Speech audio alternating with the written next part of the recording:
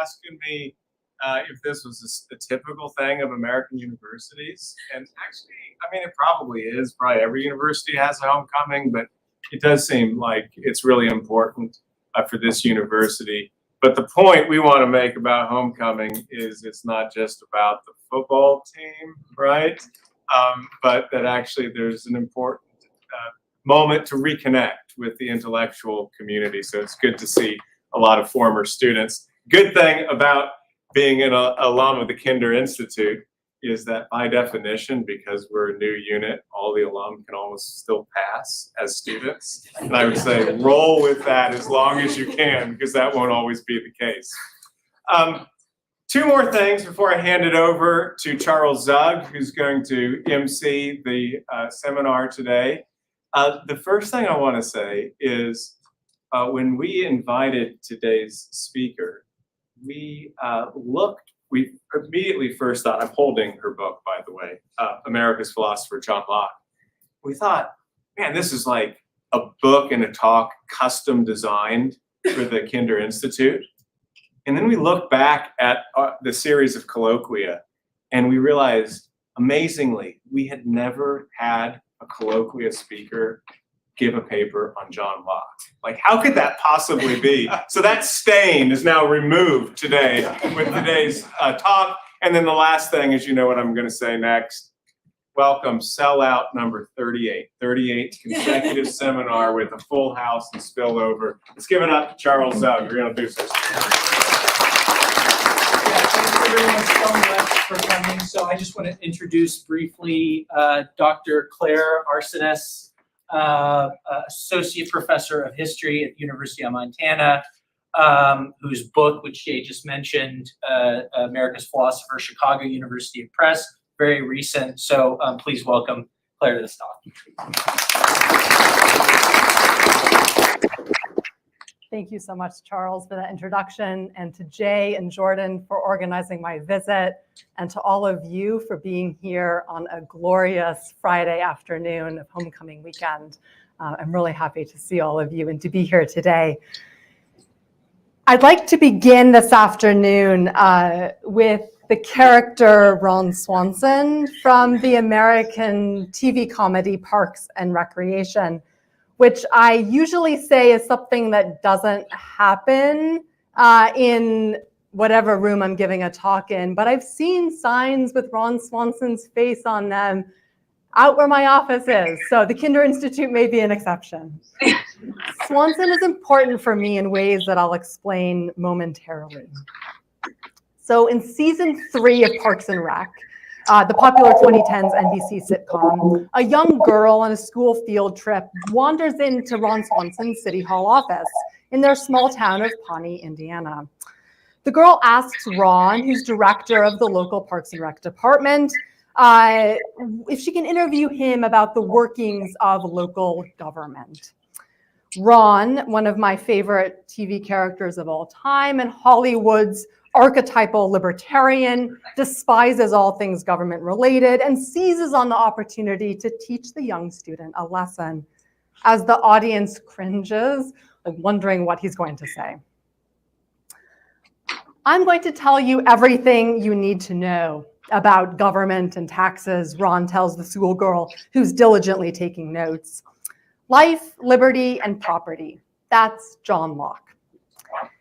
So I begin with this example because it so nicely captures who the 17th century philosopher John Locke is in American culture today.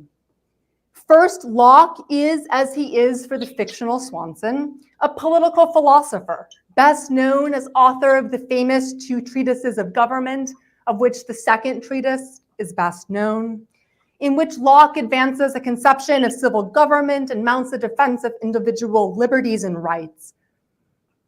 Second, Locke is a kind of abstraction, virtually synonymous with and easily used as a shorthand for the triad life, liberty, and property, easily transformed into an adjectival modifier for a variety of isms from liberalism to libertarianism, as in Lockean liberalism. Third and finally, Locke is integrally connected to ideas about what it means to be American. Americans are, to put it bluntly, obsessed with Locke, and their obsession is distinctively American. In the 1960s, Sir Isaiah Berlin observed that Locke's influence had been greater in the United States than it had been in Great Britain, England being the country of Locke's birth. In the 1980s, American political theorist Nathan Tarkov observed that there is, quote, a very real sense in which Americans can say that Locke is our political philosopher. Fast forward to 2016, when on the eve of the US presidential nominating conventions, one political observer noted that Americans needed Locke, quote, now more than ever.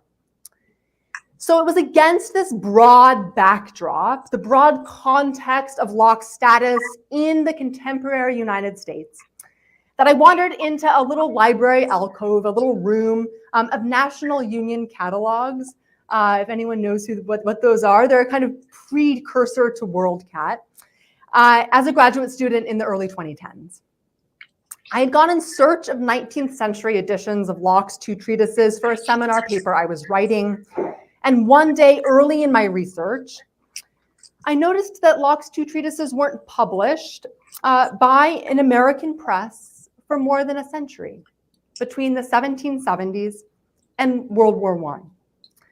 Well, at the same time, I discovered that another work of Locke's, his essay concerning human understanding, was published dozens of times across the 19th century alone. In fact, it was the first book published by soon-to-be famous New York publishing house Harper and Brothers under their imprint in 1818. So this pair of findings was surprising, right, even shocking to me, because like most Americans who attended public schools or are immersed in, at least familiar with, American pop culture, I had learned and somehow internalized that the second treatise had always been Locke's most important work, his most widely read work, and that it was, in fact, one of the founding texts of the American political tradition. So discovering a kind of absence, and I'll talk more about how it's not actual absence, but a kind of absence suggested to me that the story of Locke in America was more complex and perhaps more interesting than I had realized. So as a result, I started asking very, very basic questions about who Locke was for earlier generations of Americans. When, how, and why did Americans come to love Locke? Who was Locke for past generations?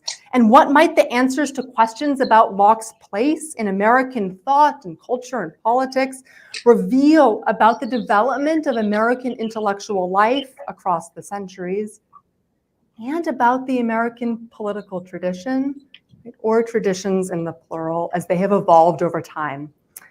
So my recent book, which Charles mentioned, America's Philosopher, deals with, explores, and grapples with these questions.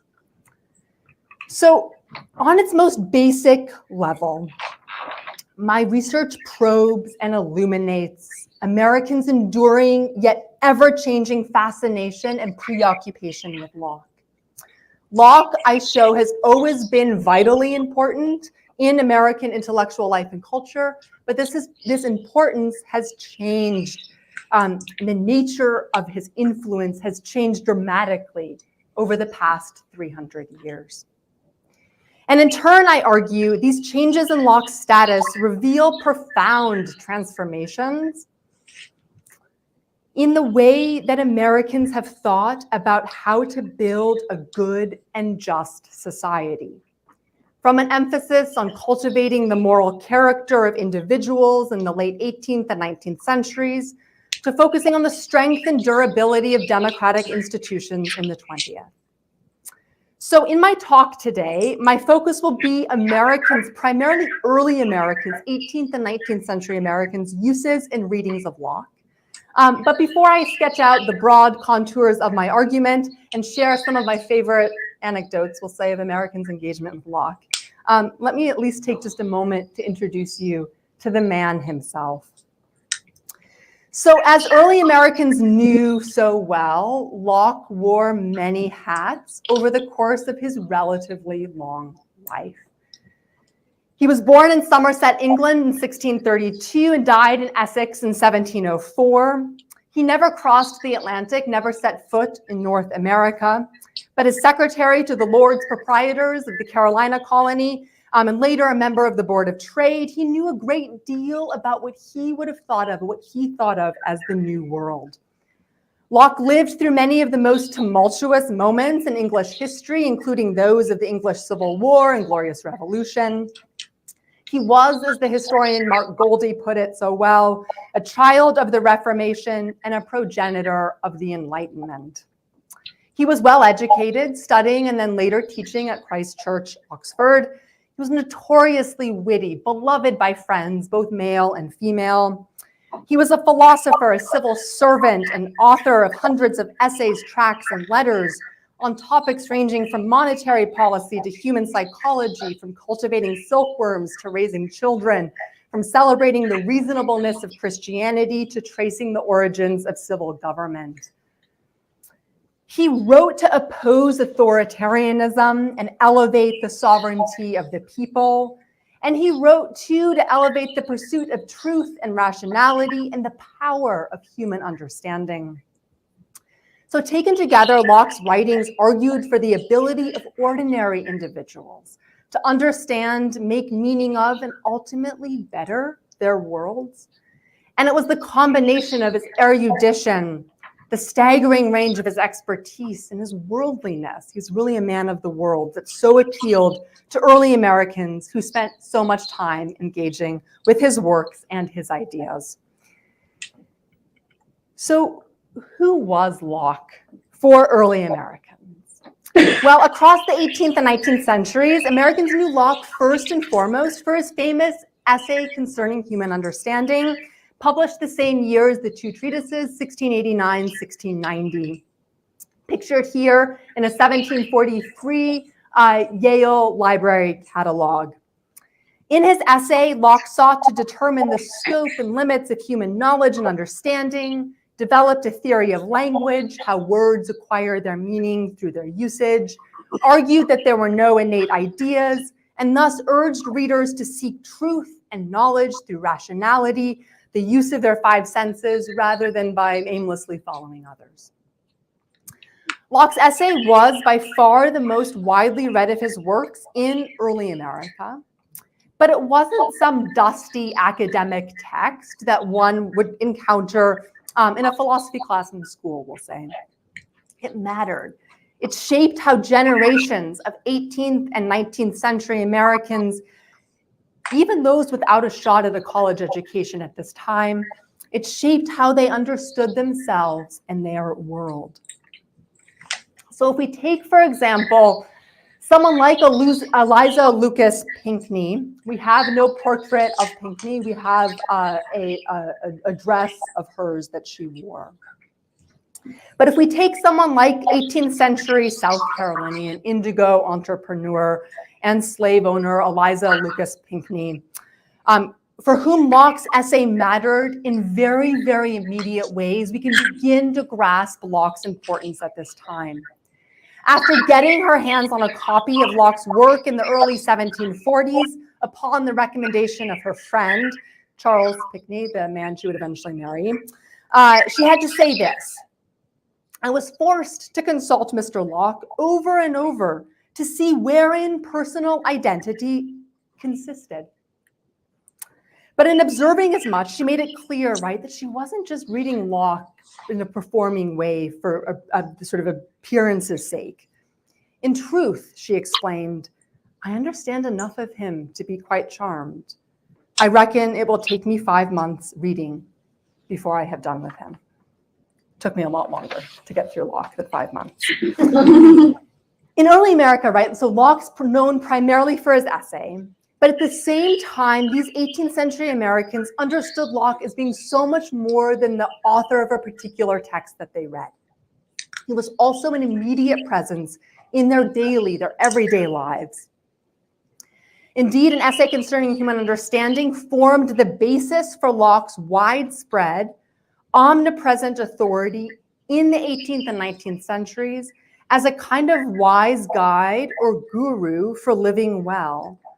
Early American men and women revered Locke as a model and exemplar from whom they could learn how to engage in everyday activities that ranged from raising and rearing children to cultivating friendships, to reading the Bible, to keeping a well-organized commonplace book, a collection of notes on one's readings.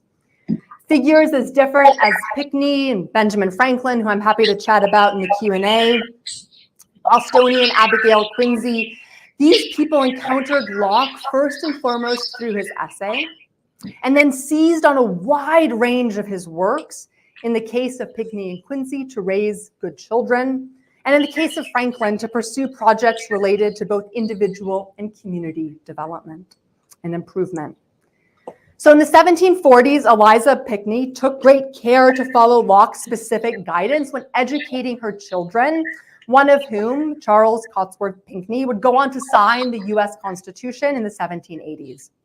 She, quote, carefully studied, in her words, Locke's famous educational treatise, Some Thoughts Concerning Education, even going so far as to track down a specific multi-sided letter dice that Locke recommended. She went to great lengths to track down this toy that Locke recommended to help teach her children how to read. To the north in Boston, a few decades later in the 1770s, Abigail Quincy, wife of famous Bostonian Josiah Quincy, Sons of Liberty member, dear friend of John Adams, also understood the philosopher's authority as expert in ensuring her children's well-being in body and mind. Following Locke's advice, which you can see in full here, Quincy embraced, for example, frequent cold water baths for her toddler son. No matter the season, she was known to have taken her son from his crib to dip him, not once, but 3 times in a tub of freezing water. She often left her son with wet feet too, just as Locke had advised. So central was Abigail Quincy's reliance on Locke as a guide by the side for raising her children, that her attachment to Locke's cold water, wet feet recommendations were precisely how her grandson, Edmund Quincy, later in the 19th century, remembered the philosopher's significance in Boston in the 1770s. Insofar as today we might call Quincy Lockean, it would have everything to do with her adherence to the philosopher as an authority on child rearing, and nothing to do with what you and I today would call Lockean.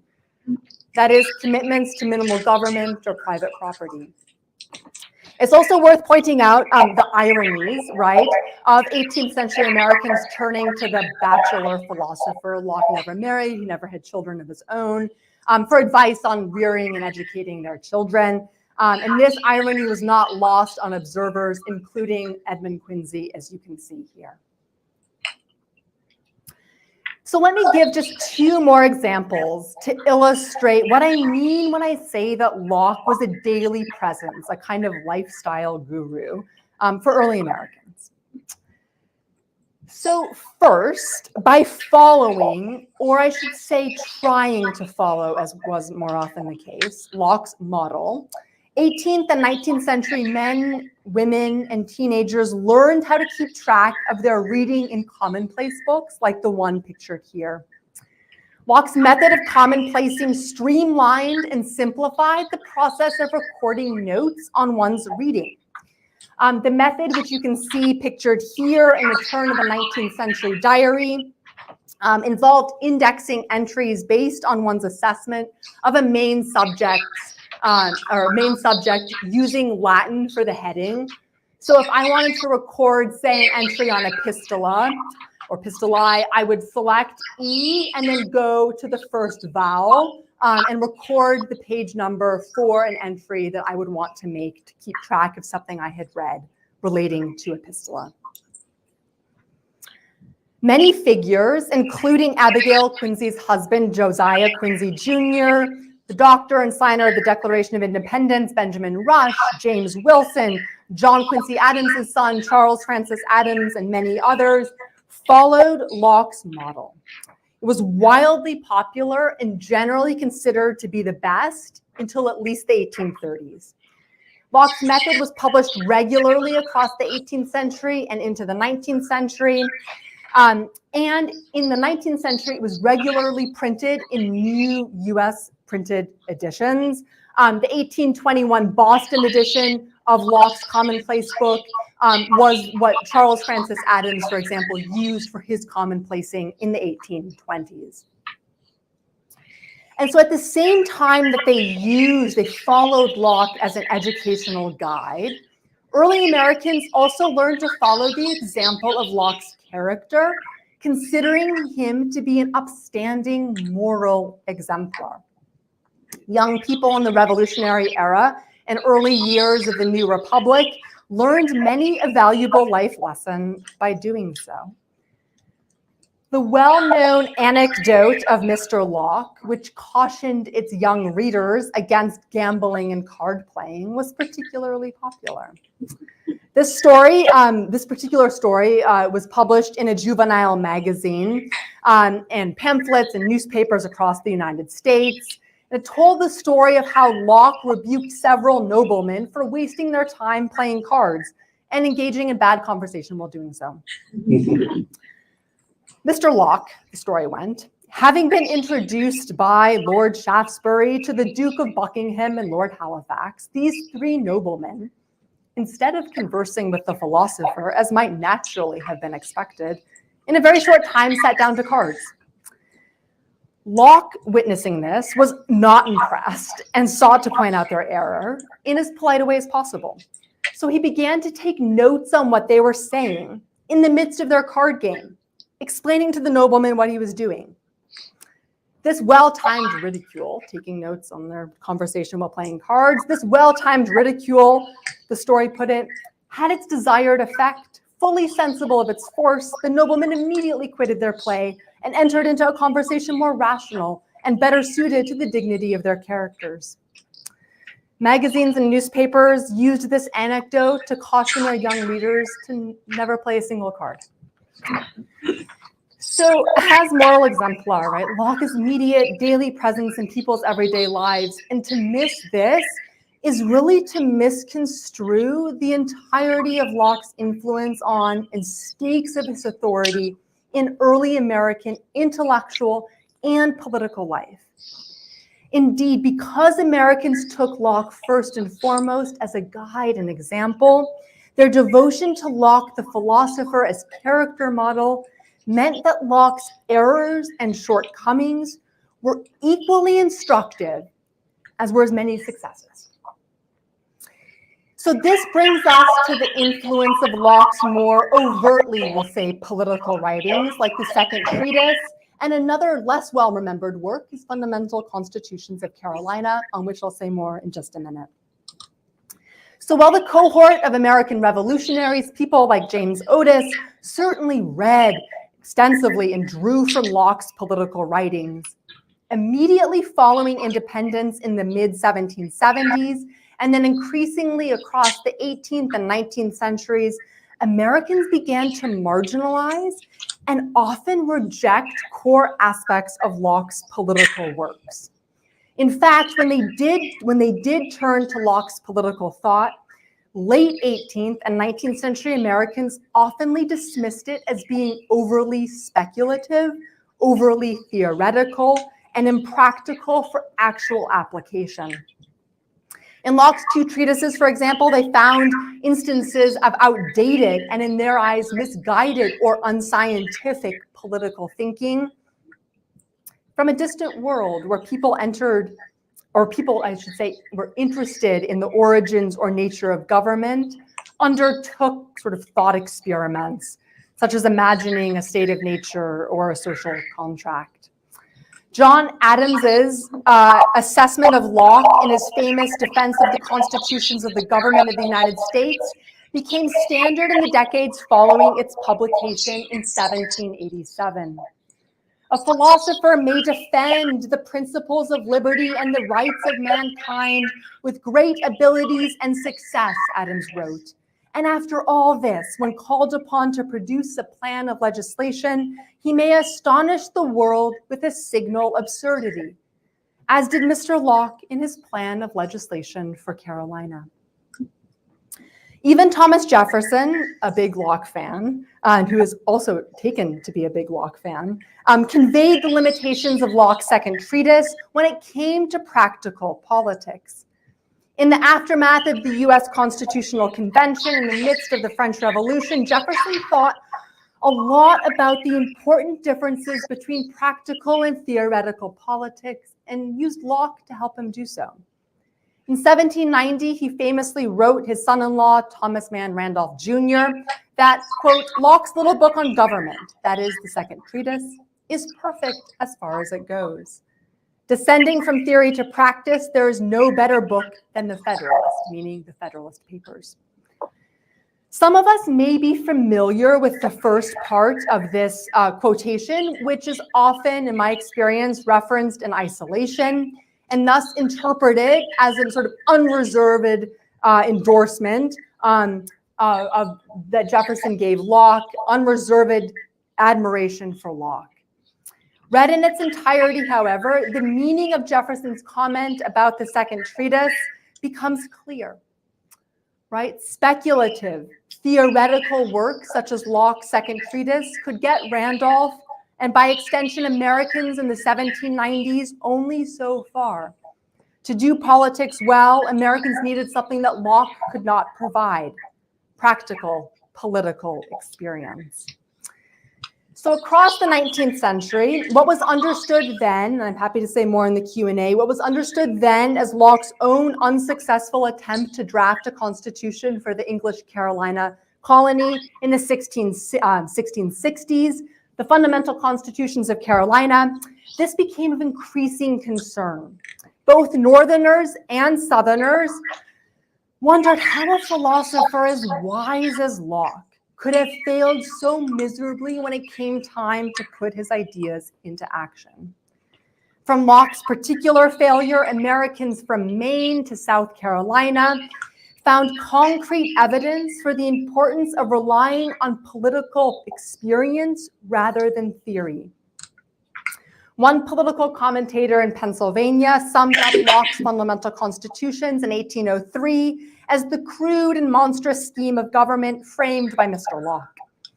And when George Bancroft, the historian, found time to discuss Locke and his massive history of the United States a few decades later, he did so to bring attention to Locke and Locke's failures as an American lawgiver, as he put it.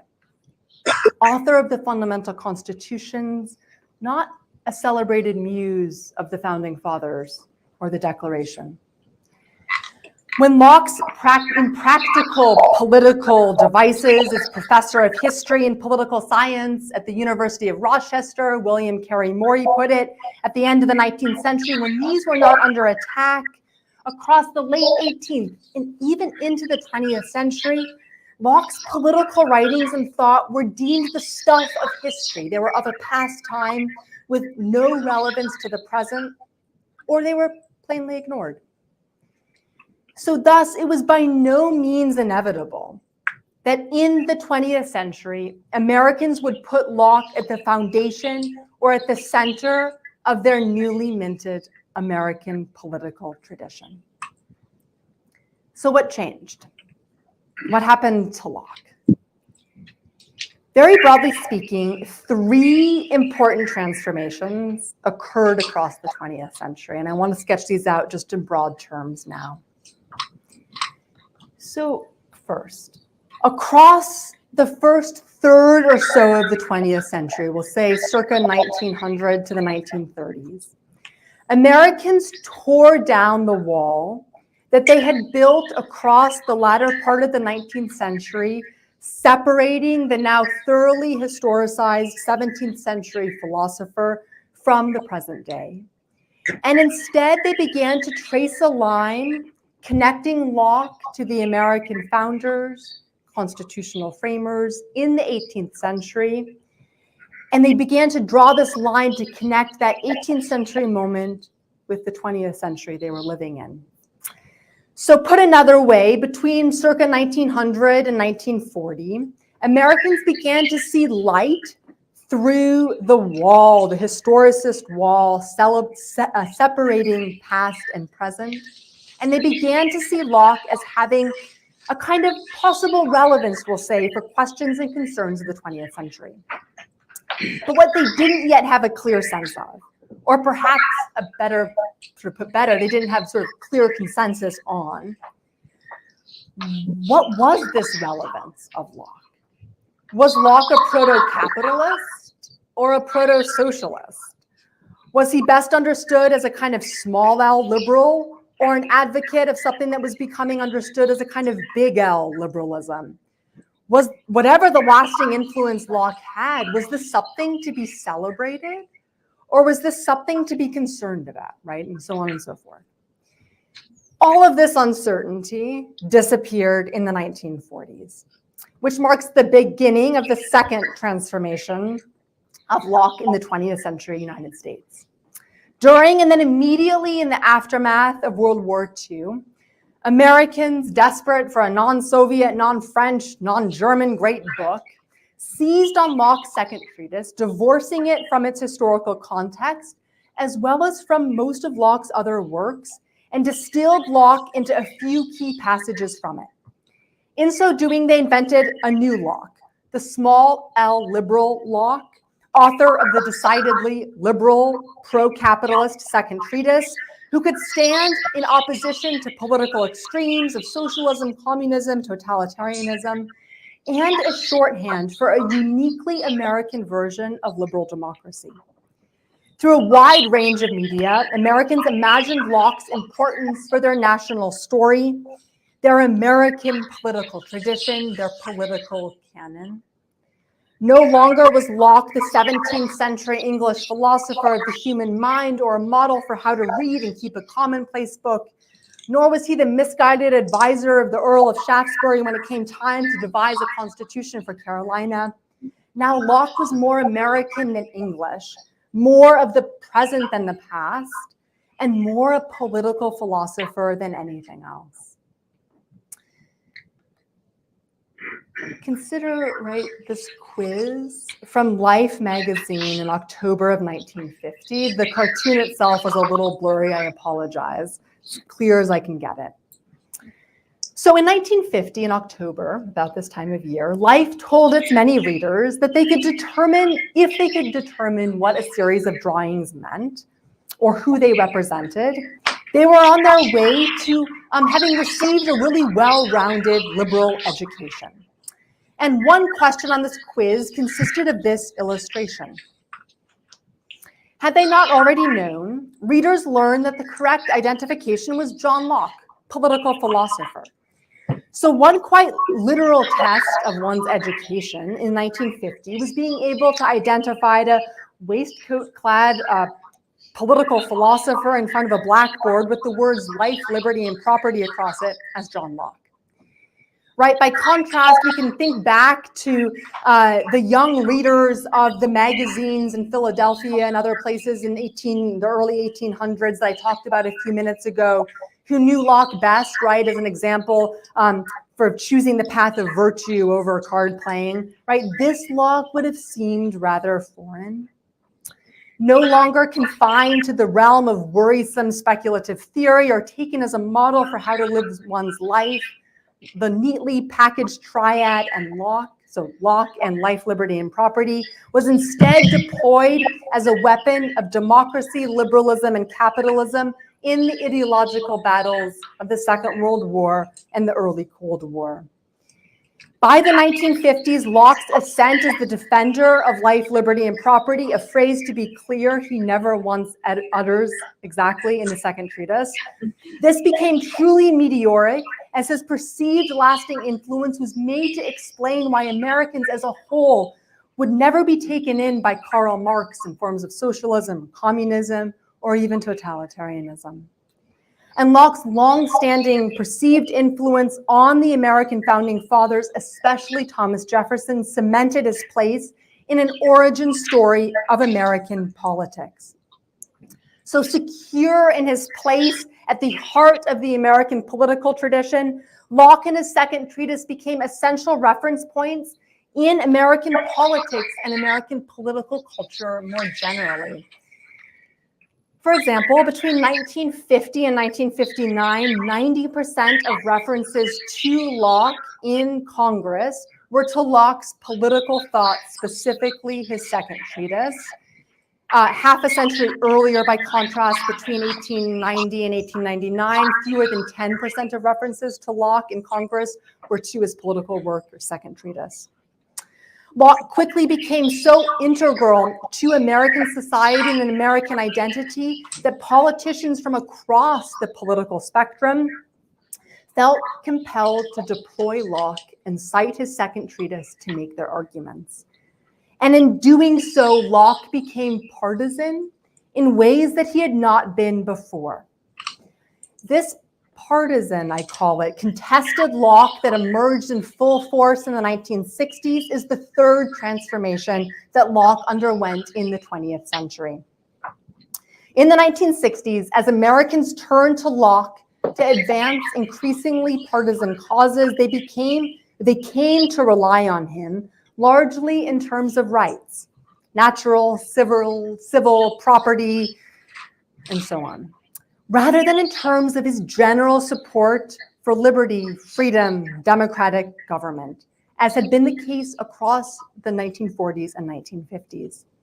And the more politicized or partisan he became, the more Locke, the 17th century medical doctor, essayist, philosopher, the more this 17th century Locke disappeared, and in his stead appeared Locke, right? Avatar of the American political tradition, the meaning of which depended on your politics.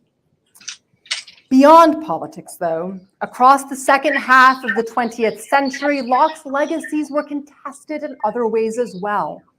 From the political right, figures such as Leo Strauss, Wilmore Kendall, and Russell Kirk sought to reorient attention away from Locke to ancient, or at least pre-modern, commitments to traditional institutions and societal bonds, to correct what they saw as the failings of Locke and liberalism with its celebration of a kind of atomistic individualism. And Locke's legacies faced challenges from historians who, with the rise of the so-called Republican turn in historiography on the American founding, sought to decenter Locke and liberalism from the story of the nation's origins. But ironically, in pushing back against the consensus mainstream American way of thinking about Locke, all of these late 20th century, we'll say, questioning, rejection, destabilization efforts only brought more attention to Locke, only focused the beam of the spotlight more directly on a very narrow set of concepts associated with the second treatise, and only further cemented Locke to liberalism, only further yoked Locke, liberalism, and the American political tradition. So when Harvard philosopher Robert Nozick arrived on the scene in the 1970s to usher in an era of Lockean libertarianism, which refashioned Locke's commitment to pre-political individual rights as support for a minimal state and a libertarian political philosophy, Locke was at the ready, poised to be deployed as yet another adjectival modifier. And indeed, contemporary renderings of Locke's significance, right, for someone like Parks and Rec's Ron Swanson, have more to do with these conversations, questions, debates of the 20th century United States than those of the 17th, 18th, or 19th centuries. So to go back to the beginning then, it was only in the middle part of the 20th century that Locke achieved his current status in American intellectual and political life as primarily the author of the second treatise and as an icon and avatar of liberalism and then libertarianism. This does not, however, mean that Locke was less important or less beloved beforehand.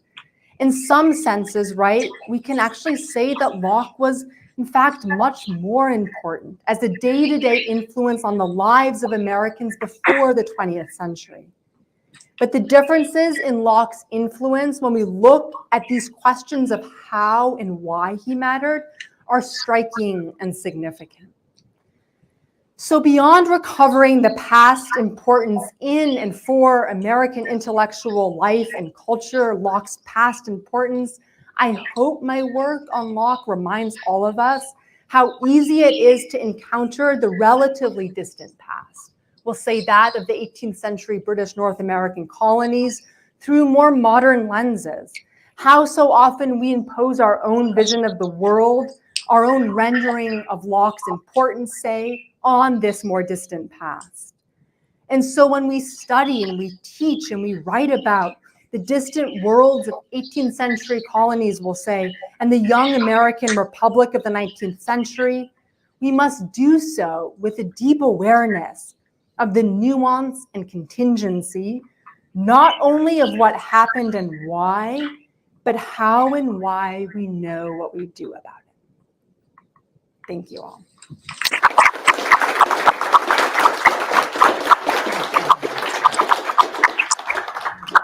All right, so questions?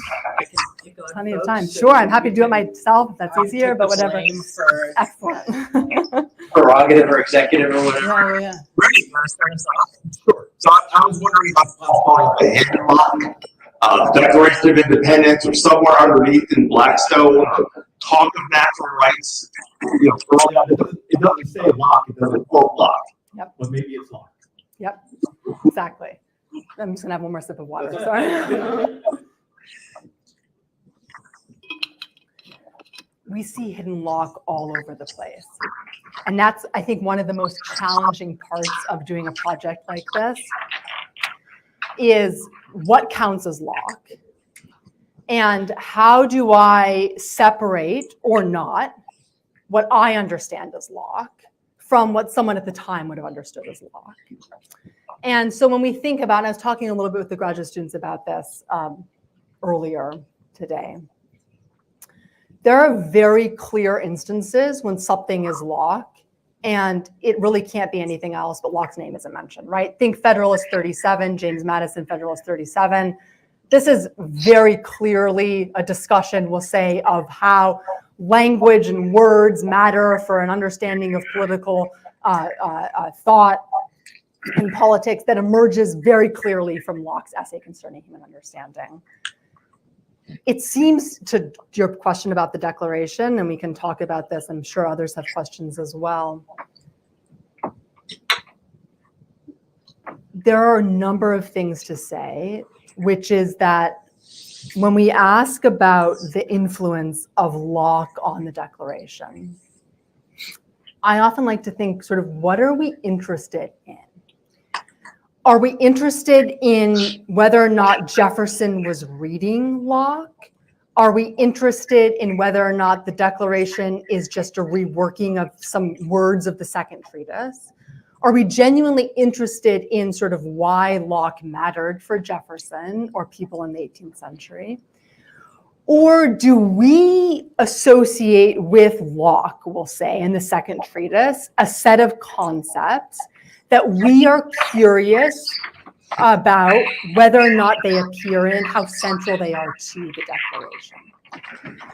And I think that's really critical to sort of take a step back and to ask ourselves, what do we assume when we hear the word Locke and influence on the Declaration? We have no direct evidence that Jefferson either directly copied nor ignored Locke as he was drafting the Declaration in June of 1776. What we do have is this. We know, for example, that it would have been almost impossible for someone, like actually impossible, for someone of Jefferson's education and status and experience and work in society to be unfamiliar with the second treatise. Like, there's no way that Jefferson didn't know Locke. There's no way that Jefferson hadn't read Locke. We also know that there are a lot of other sources, maybe drawing on Locke, maybe not, that articulate many of the concepts: consent, government by consent, commitment to individual rights to life, liberty, and happiness, we'll say, that we can imagine Jefferson having gotten from somewhere else. What we can also say for sure is that even if, let's just imagine a hypothetical where Thomas Jefferson's pulling like all-nighters, writing the Declaration, he has the second treatise open next to him, he's taking from Locke. Who Locke is and why Jefferson may be drawing on him or not drawing on him isn't the 20th century Locke, 21st century Locke that we know. Jefferson wouldn't have been thinking in terms of liberalism or libertarianism, and in drawing on, deciding, I'm going to use the second treatise for inspiration, we'll say, he would have been understanding Locke in his 18th century context.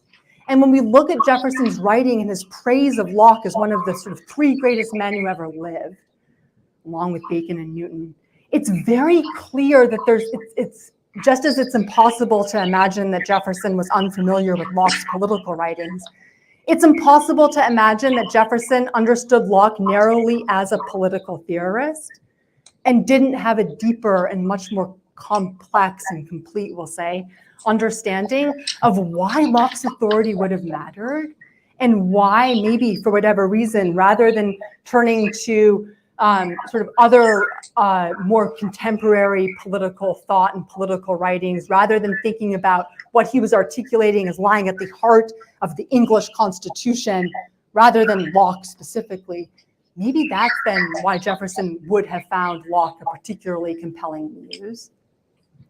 So it's uncertain, but it's also very certain that the 18th century Locke is not the 20th century Locke that I think all of us know. And I think that when we ask about Locke's influence on the Declaration, we have to keep in mind the question of what do we mean by Locke and why are we interested in asking that question? Is it because we're thinking life, liberty, and property? Is it because we're thinking a commitment to property over other things? Why are we interested in that particular question? Back and play. Yeah. I'm Rob Swanson, first year PhD. Thank you. What did you say? No relation. Rob Swanson. Oh, you said, I thought Rob. That's why I didn't laugh. Oh, Rob. Okay, got it. Yeah. Ron Swanson. I was going to say, your name's Ron Swanson. That's excellent. I'm going to bring you up here. This was fantastic. I took a course with Andrew Shankman where we spent a semester talking a lot about Locke, and particularly the English Civil War origins of Locke. Who is John Locke? And I was wondering how the English Civil War, because as part of your own Shaftesbury's, his writing project wasn't just to this political project of just, maybe this is a society we're creating. He's writing in the context of the Glorious Revolution, right before the Glorious Revolution and all that. In this era of the Whigs are being persecuted and they're trying to think of a new world. At least the way that the authors we were reading discussed Locke in this context. I was wondering, how did Americans look back on the English Civil War influences on Locke, or that world? Were they seeing Locke as a product of the Civil War era, or were they seeing him as a separate product of were they connecting him to the Civil War, the English Civil War, or were they distancing him from that? Yeah, that's a great question. They do both, depending on what agenda they're trying to advance. And that was an interesting thing, too, about working on a project like this, is recognizing that what we know about Locke's life and publication, we'll say, the fact that we know now that the two treatises Locke's not writing them during the Glorious Revolution and then he publishes them right away. He's writing them long before, in the late 1670s, early 1680s. Earlier Americans didn't know this. Before about 1960, they think the second treatise emerges from the Glorious Revolution. So there's a sort of experience, right, of knowing actually that they're wrong, but that doesn't matter, because it doesn't matter if they're right or wrong if my goal is not to understand Locke, the man, but rather to understand how they were engaging with him.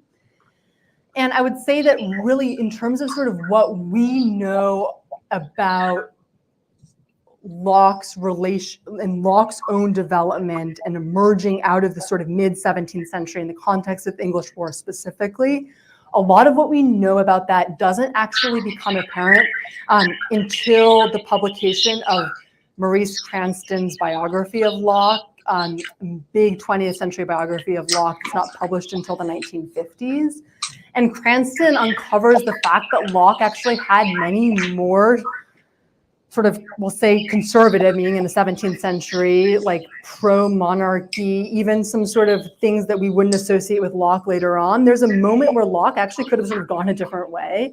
And Cranston uncovers this, and he gets absolutely torn to shreds in the American press. Everyone's like, what is going on? How dare you say something like that about our, sort of beloved philosopher, anti-authoritarian, beloved liberal philosopher. But before Cranston's work appears, earlier Americans don't actually have a lot of knowledge about that. Like in terms of sort of Locke's own intellectual development, we'll say between like over the course of the 1660s, really primarily. And the other thing I'll just say, and this is related, people are still discovering and still debating a lot about Locke's life and work today. And I think one of the best examples, well, there are two good examples. One has to do with the fundamental constitutions, which I'm happy to talk about. There's a live ongoing debate now about the extent of Locke's involvement in them and to the extent to which they're a product of his thinking and sort of understanding, or whether or not he's just acting as a scribe for his boss, essentially. We also know a lot more. In 2019, a really big influential article was published that gives us a lot of insight into how Locke arrived at his thinking about religious toleration, specifically regarding the question of whether or not to extend toleration to Catholics.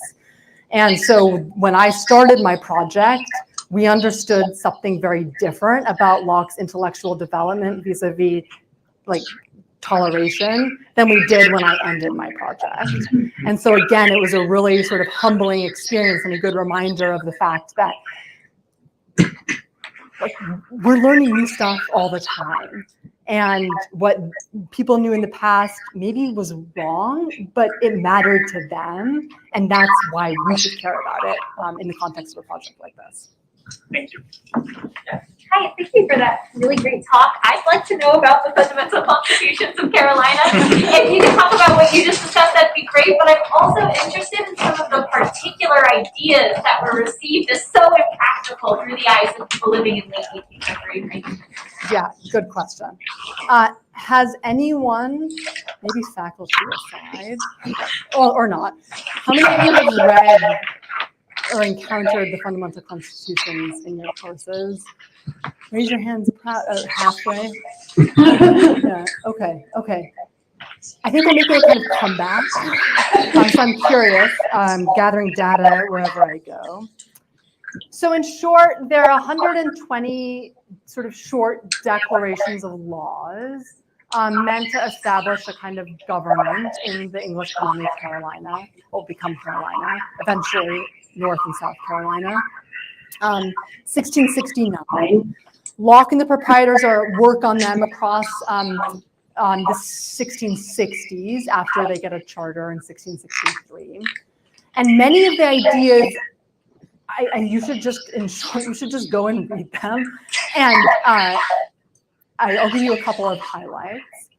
So one, Locke, let's just say it's Locke. Locke imagined a system of landed nobility in America, a system of sort of serfs, lietmen, enslaved people, but people whose status was connected to land in a way that's like very feudal Europe and like totally opposed to everything that Americans like to think that they stand for. And it's a sort of aristocratic document. There's a lot of debate because it institutes the Church of England as the sort of like playing a prominent sort of state religion. There's a lot of debate over whether or not like Locke's actually involved in that, if he agrees or doesn't agree. That's one of the things. And it's just, in short, it never actually goes into effect. And if you want a really good work, if you're curious about this for your own research, David Armitage has now a relatively old article that does a very nice job of tracing some of the sort of attempts at implementing it, the revisions, the attempts at implementing, and then essentially Carolinians are just like, well, no, like this is like not going anywhere. And 19th century Carolinians will actually point to the fact that it's never implemented as a sign of their like genius and the fact that they like knew better than this even in the mid 17th century. And then some of the debates that are ongoing, you know, someone like Holly Brewer right now is doing a lot of really interesting work as well. David Armitage and Holly Brewer are doing great work on the fundamental constitutions, the extent of Locke's writings on them, and more generally the extent of sort of we'll say Locke's knowledge about particular North American colonial matters in the context too of his broader political and philosophical project. Yeah. What role do you see these evolving ideas about Locke playing for American public life and politics? And the reason I ask, I can think of sort of three alternatives, maybe there's others. But one is that they're basically epiphenomena of, they map on more or less directly to political, cultural, economic changes that are going on in polity. But they don't themselves have any constitutive effect on those changes. They just sort of come as ex post justifications and they just sort of float around. Another is that they have a kind of internal logic of their own. They evolve, but not in any way that directly maps onto political or societal development. And the third alternative is that they do a kind of legitimating work, that they, you know, serve functions for various coalitions, various groups. Right, so maybe in the 1940s, I don't know if this is actually a thing, but I would assume the anti-New Deal Republicans maybe really like this idea of a libertarian Locke, you know, and that does something for them. So I don't know, just any thoughts that you have on which or if any of those applies. I'm sure you're asking me sort of what is intellectual history. Sure. Is it, yeah. I mean, I think it can be all three at different times. But I don't, broadly speaking, there is more interconnectedness between, we'll say, conversations that I found, between conversations that are taking place that sort of deploy or that use Locke and what's going on in the world around them. It's not sort of, there's a separate Locke discourse and then there's like the real world, nor is it something where, well, anyway, I'll sort of leave it at that.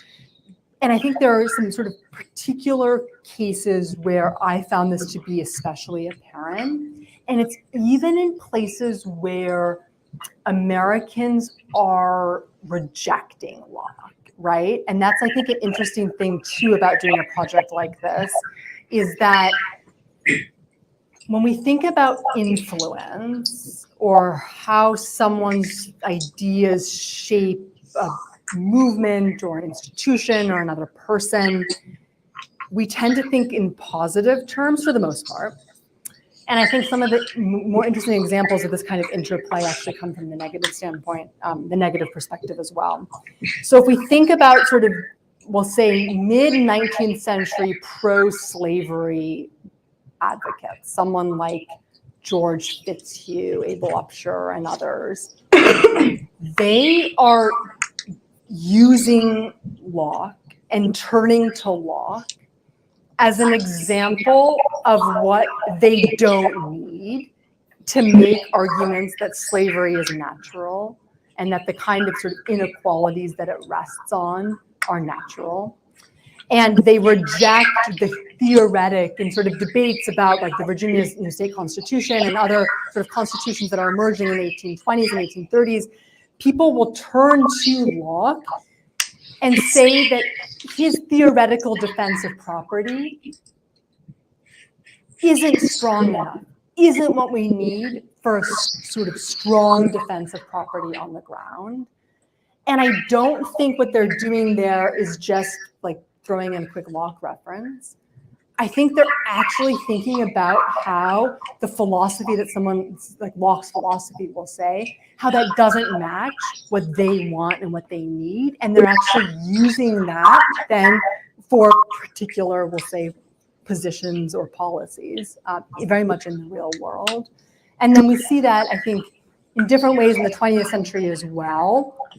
Although I would say that in the 20th century, there begins to be a more separate academic Locke. And we see this, I think, even with some of the sort of conservative interpreters and writers on Locke, people like Wilmore Kendall and Russell Kirk, and who sort of, says no Locke, yes Burke. They aren't as interested in particular policy issues in a way that I think previous sort of users of Locke will say may have understood things as being, it's also just what happens in the 20th century. We see more of a divide, we'll say, between like the academic world, the world of sort of ideas, maybe for ideas' sake, and the real world. I think we see that, in sort of playing out in different ways in the mid-20th century too. Yeah. Yeah, I have a question that's kind of related on this interplay on ideas and standpoints. So this may kind of be out there, but I was interested if you could maybe elaborate a little bit on the kind of gender balance of your story.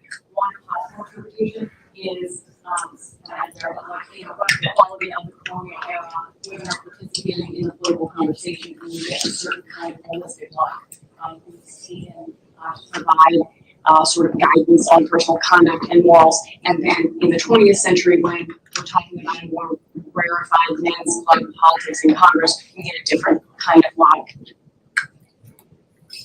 I love that. Is there anything? I love that. I'm gonna think on that and sort of take that somewhere. I think that's such a good way to put it, with a couple of sort of caveats here and there. But I think that matches very much, right, the idea too of the ways in which women, we'll say relatively elite white women, could participate in politics and sort of civic society, and thinking about their role primarily going back to the kind of Republican motherhood trope, right? The idea that their sort of role is to raise good Republican sons or daughters who could then educate good Republican sons.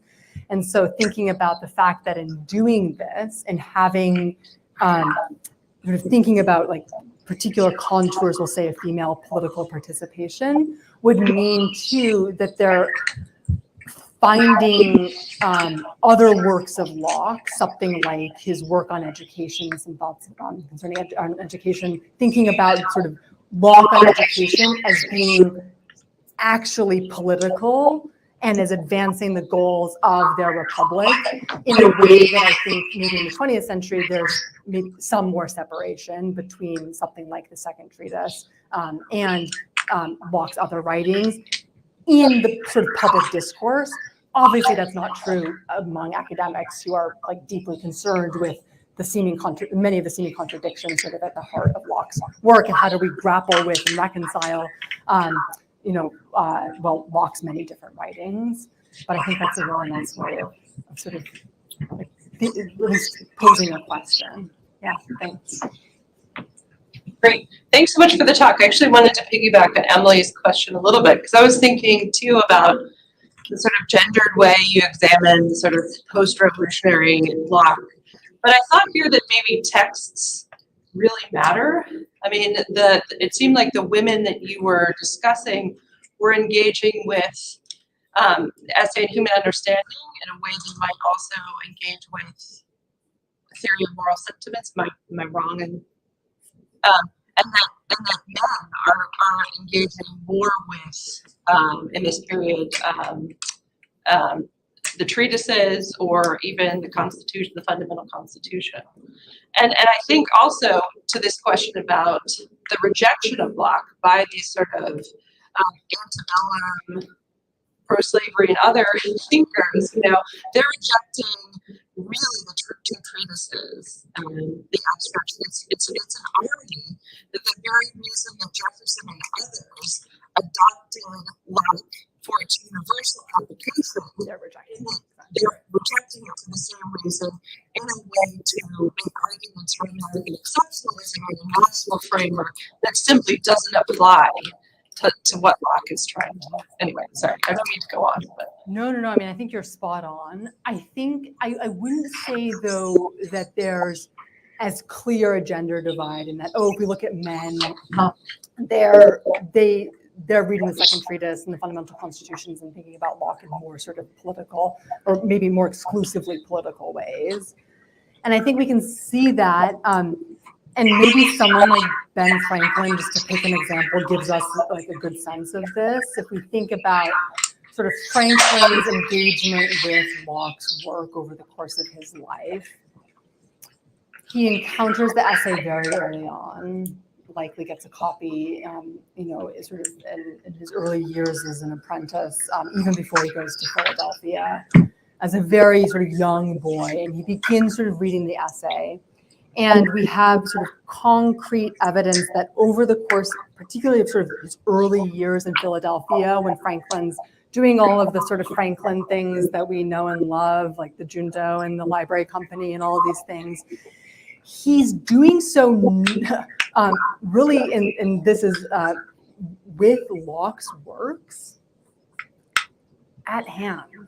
And Locke has a not famous anymore, but in the 18th century, a famous sort of rules of for a society, a kind of plan for creating a kind of community organization.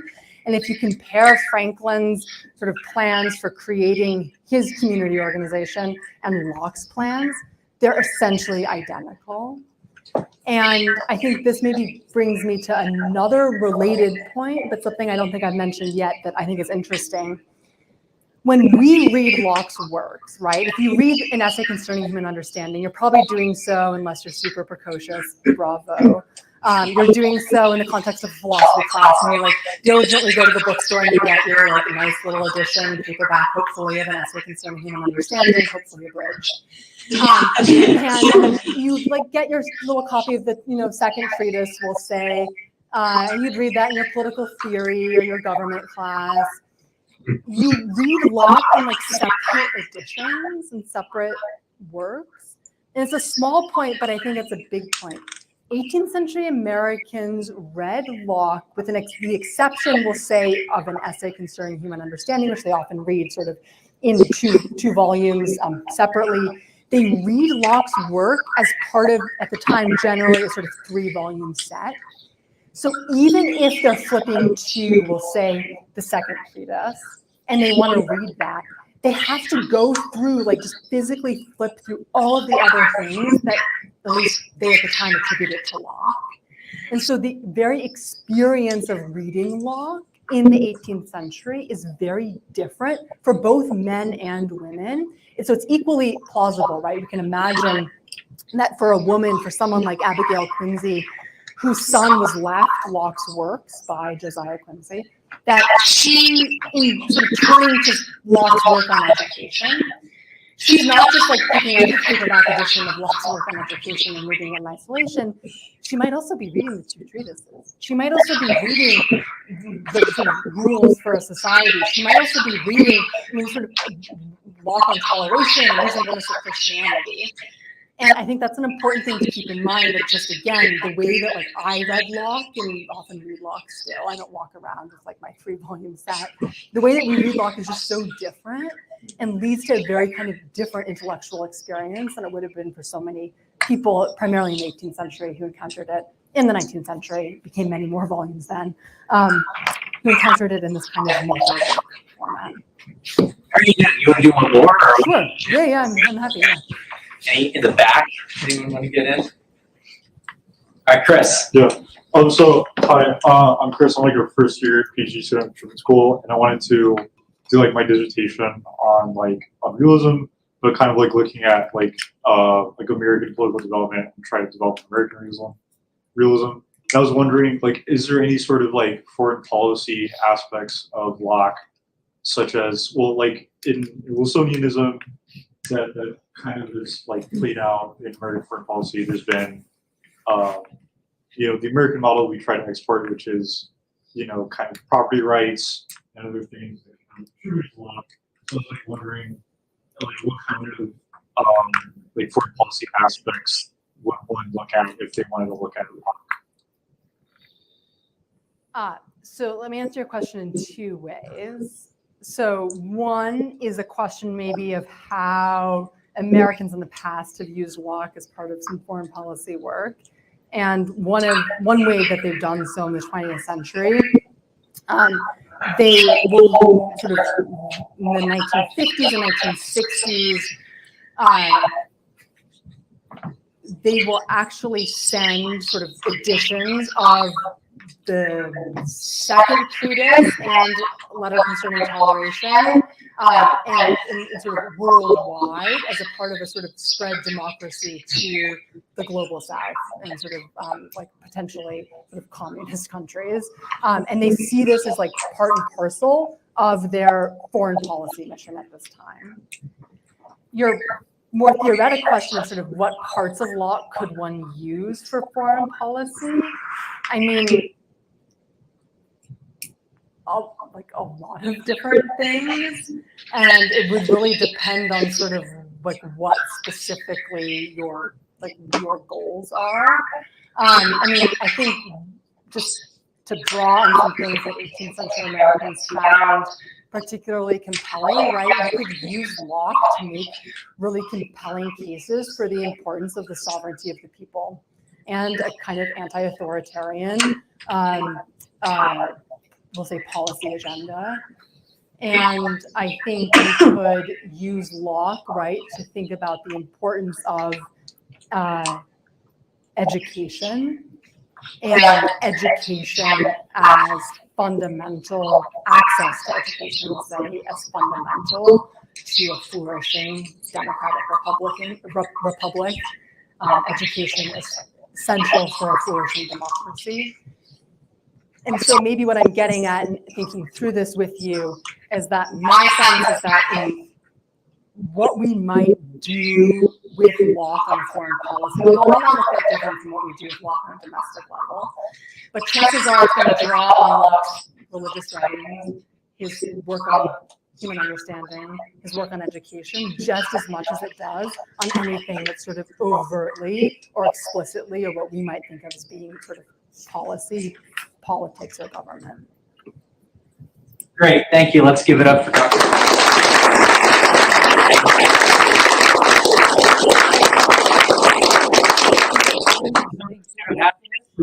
Yeah, I mean, please join us to pursue happiness out in the hall, and let's thank our speaker and Charles one more time.